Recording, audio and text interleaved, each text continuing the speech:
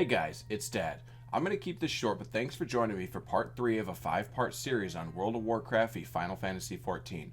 We'll continue with the next set of categories, starting with housing.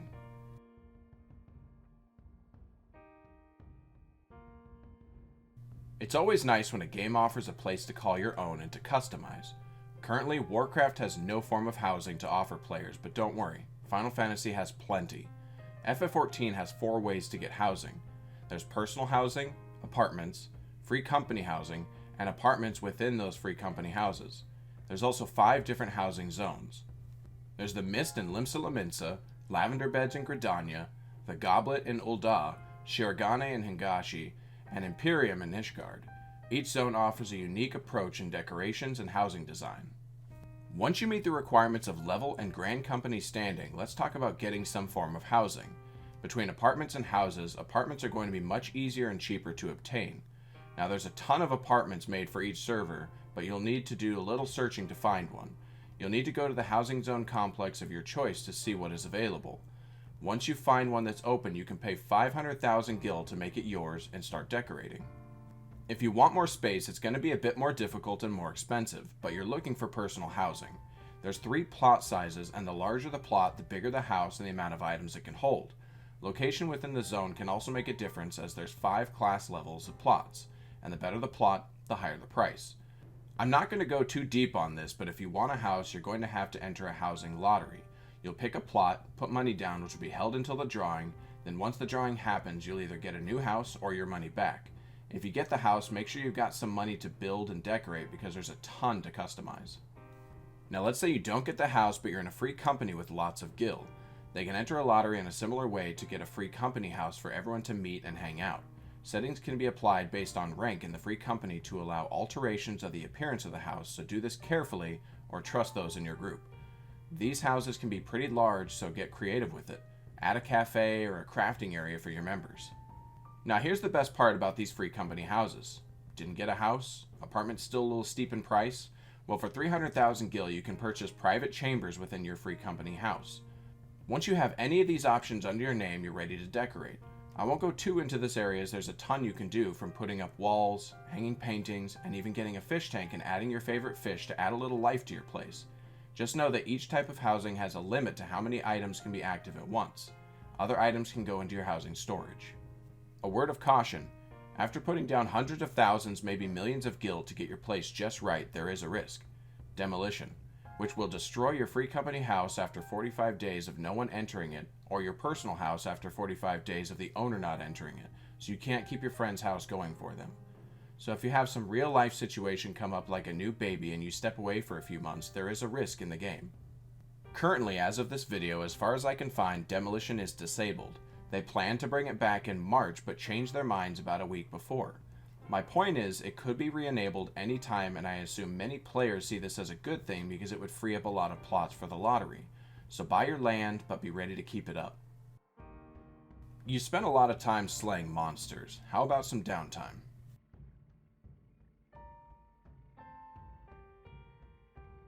Warcraft offers the Darkmoon Fair, which comes around once a month and lasts for a week.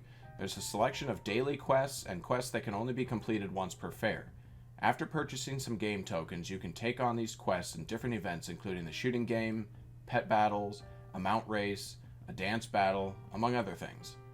Completing these tasks will get you prize tickets that can be exchanged for prizes like transmogs, pets, toys, and mounts. You can also pick up a quest that is completed out in the world where killing mobs grants grisly trophies. Get enough of these and you can complete the quest for more tickets. There's also a cycle of rare mobs that spawn in the fairgrounds that drop prizes, as well as items that could be turned in for tickets. One of these rare prizes is an axe transmog that looks like a skull guitar. If you're feeling more chill, you can go fishing, and the more fish you catch, you can turn them into an NPC for prizes. The ring toy I mentioned earlier comes from the Darkmoon Fair by completing an achievement. There's 22 pets, 4 mounts, and 18 toys, along with some transmogs, including the mallets I currently use. There's also buffs that can be obtained, and you can do additional quests to level your crafting. There's quite a bit more you can do, but if I'm being honest, it pales in comparison to what FF14 offers, which is the Gold Saucer.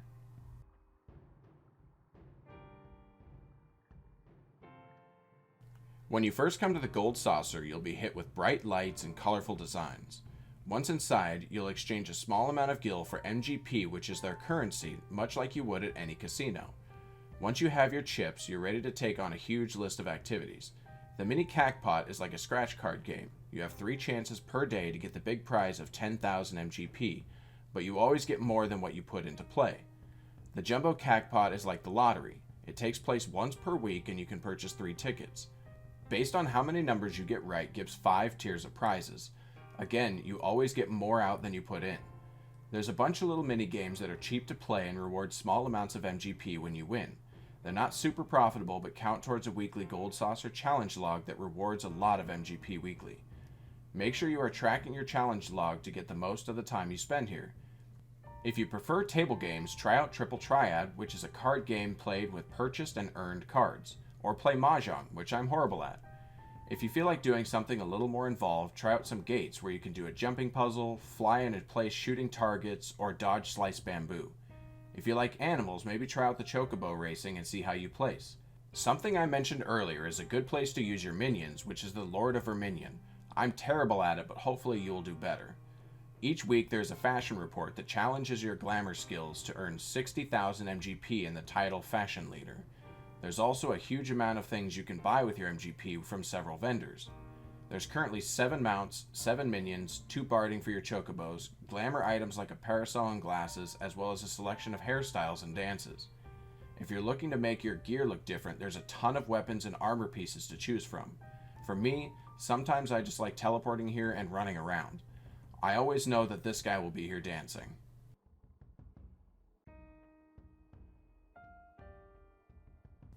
Both games offer a nice selection of holidays, but since I'm recording this part in October, I'm going to look at each game's Halloween event. In FF14, you'll want to head to the Gridania Amphitheater. Here you'll find a well-decorated area with lots of spooky ghosts and pumpkins. Talking to the Adventurers Guild investigator will start you on a quest line.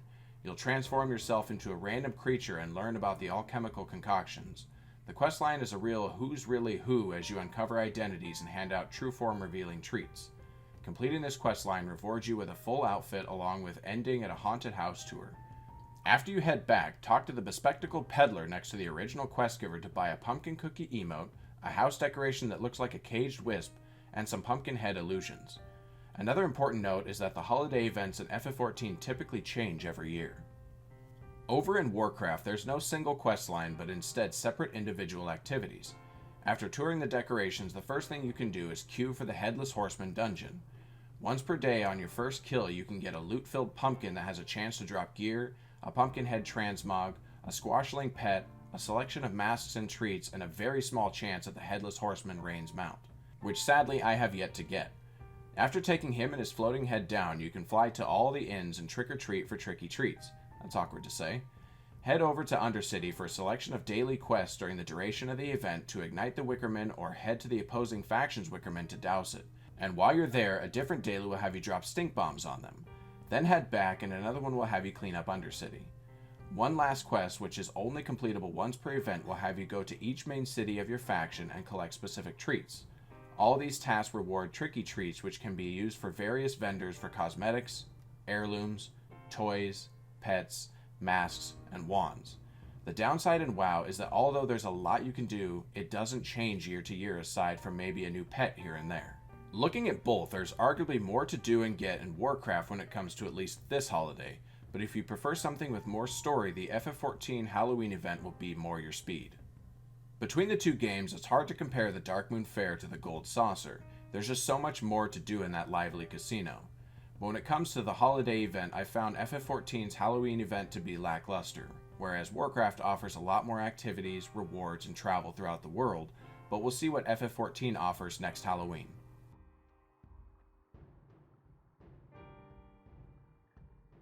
Each game offers a wide selection of unlocks. Some are very similar in approach, so these first few are going to be simple and short.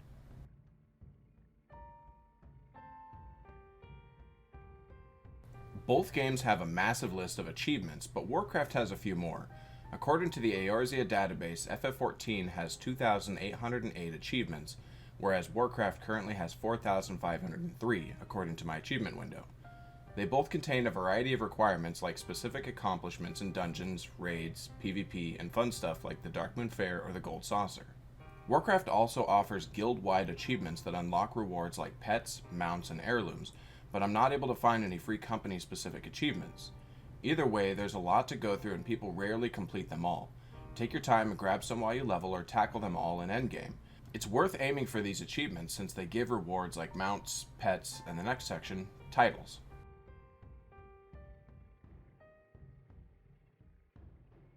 Titles are something that is added to your name in game.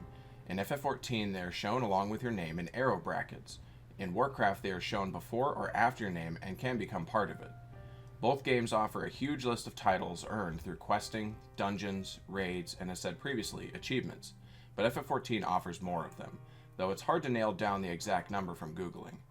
According to Wowhead, Warcraft has 440 titles, whereas FF14 has close to 650. These can be a lot of fun to unlock, so earn them, pick your favorite, and show it off to everyone. In FF14, I like to run the Fashion Leader title, whereas in Warcraft, my warrior sports the Elder title.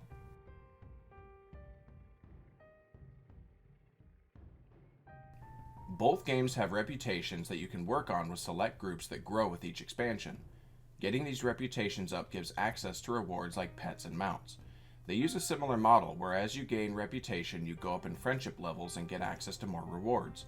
The biggest difference I found is that in Warcraft, as new reward levels become available, you use in-game gold to purchase them. In Final Fantasy, each beast tribe has its own currency that is earned from completing quests. So although Warcraft makes it potentially a little easier by just using gold, it's also nice that on the FF14 side you don't have to spend your hard-earned gil to purchase your rewards, but it may require a few more quests to get everything you want.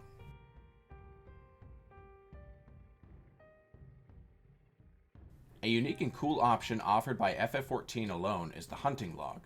There's two different logs, the personal hunting log, which can be completed by a number of jobs, and the Grand Company hunting log.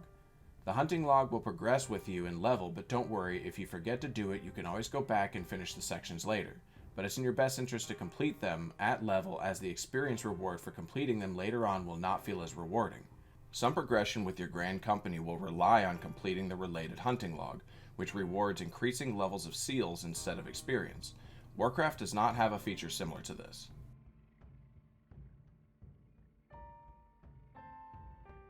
Another thing found in FF14 is the sightseeing log. Admittedly, I haven't really dug into this feature yet, but by going to specific locations in a given zone at certain times of day in specific weather conditions, you can perform a required emote and unlock the vista. Now that may be very fixed circumstances, but completing these will reward you with achievement points, titles, and even a minion. Solving the riddles can be daunting, but remember, you can always complete these later, and there's plenty of guides online on decoding the riddles. Warcraft's version of this would be the Field Photographer achievement. This is completed by going to over 40 locations throughout the world and taking a selfie using the required selfie toy. Doing this will provide you with the Field Photographer title. Comparing the two, Warcraft's is easier to complete, but FF14 offers a new minion for your patience.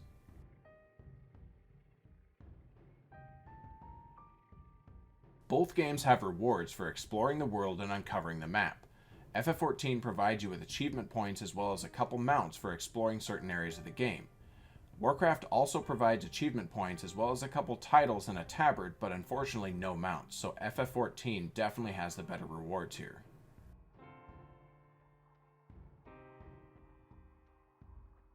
An interesting thing that FF14 offers is veteran rewards. There's 4 different levels provided at 60 days, 150 days, 240 days, and 330 days. Each of these levels will earn a gear set to use in your glamours.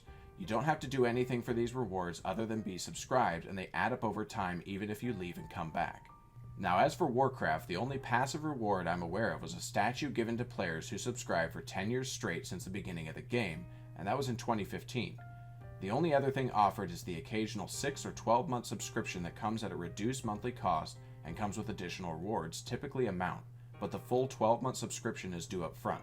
While a new mount is cool, it's nice having some passive rewards where I don't have to put up a chunk of money up front. I did say this section would be short since the two games line up well with achievements, titles, and reputations. It comes down to the extra activities and rewards in FF14. The hunting and sightseeing logs are a fun addition, and the veteran rewards are a nice touch as they reward players just for playing, without having to pay more money up front.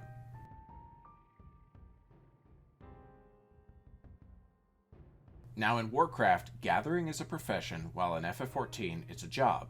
This may seem unnecessary to clarify, but it can make a difference when it comes to the gathering itself.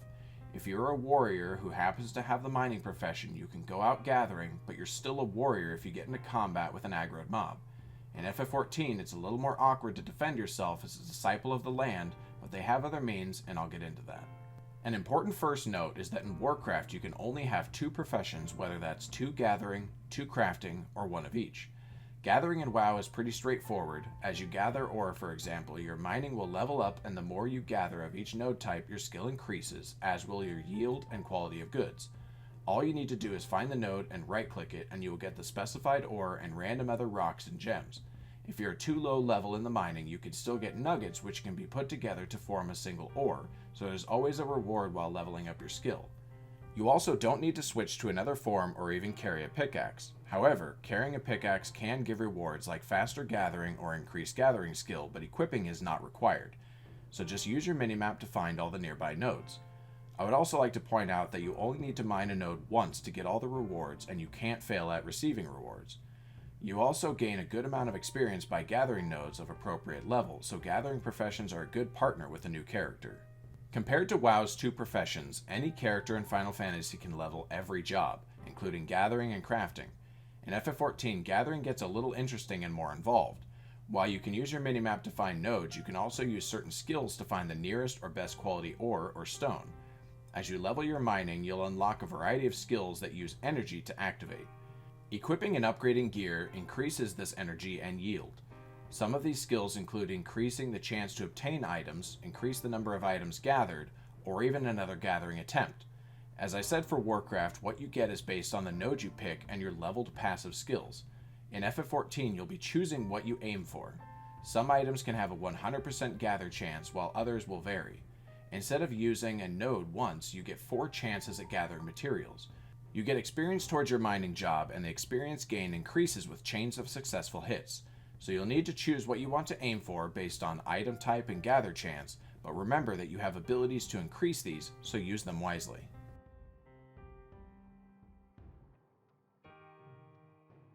Continuing the theme into crafting, Warcraft is pretty straightforward with its crafting professions, while FF14 is much more involved, so let's get into it. In Warcraft, after picking up a new crafting profession, you'll start leveling it using items you gathered or purchased on the auction house. As you start crafting your early recipes, your level would go up, and you'll unlock new default recipes. You can also find new recipes in the world through various means like mob drops, quest rewards, or even fished up. Others can be bought from vendors or on the auction house. Crafting these recipes will have a set ingredients list and a 100% chance to craft. As you use recipes and they grant profession levels, they will change colors and the chance of getting a level will go down.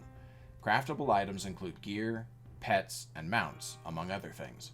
Over in Final Fantasy, just like WoW, as you start to level your new crafting job, you'll be using items you gathered or purchased on the market board. Just like with the FF14 gathering, crafting jobs are much more involved and take some learning. It's no longer a point-and-click craft, but a process. Each crafting job you train in will also require a set of gear that increases your skills. As you level up your skills, new recipes will become available. Now, depending on whether you see this as a good or bad thing, the default recipes are mostly all you get. There are additional recipes from vendors, but there's no obtaining rare recipes in FF14 from things like boss drops. When crafting a new item, you'll need to use your energy wisely as you increase progress and quality while using other abilities to restore durability as you walk the line to a successful craft. Be careful though, as a misclick can lead to an instant failure and loss of materials. The plus side is as you work through a single craft, you can increase your synthesizing up enough to craft a higher quality good. If you just want to craft items quickly, you can use quick synthesis. Crafted items include gear, tools, minions, and mounts, among other things. Both games offer a good selection of crafted rewards, though technically you can craft more through FF14 systems since you can train in all the jobs, though it will take more learning and work to get just right.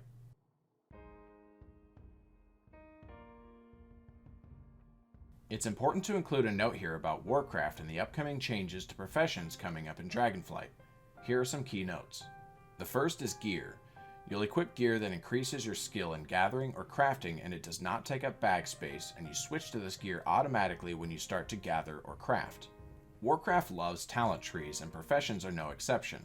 You can choose some skills to specialize in that will offer things like inspiration, which gives a chance to craft a higher quality good at a lower cost, crafting speed to hasten the process, and multi-craft to have a chance of crafting multiple items so long as they are stackable items, as well as some other skills.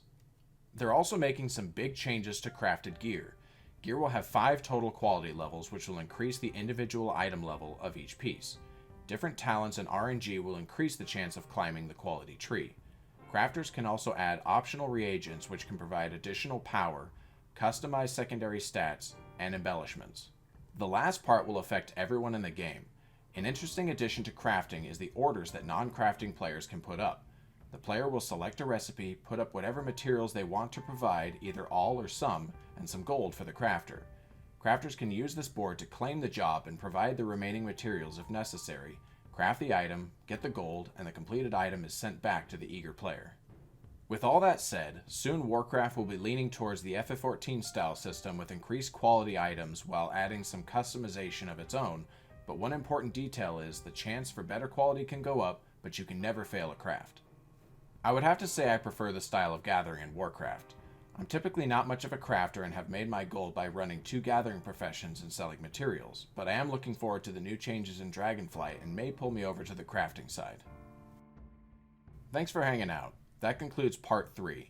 Join me in part 4 where we will discuss economy, PvE instances, engaging the enemy, and leveling. I hope to see you then.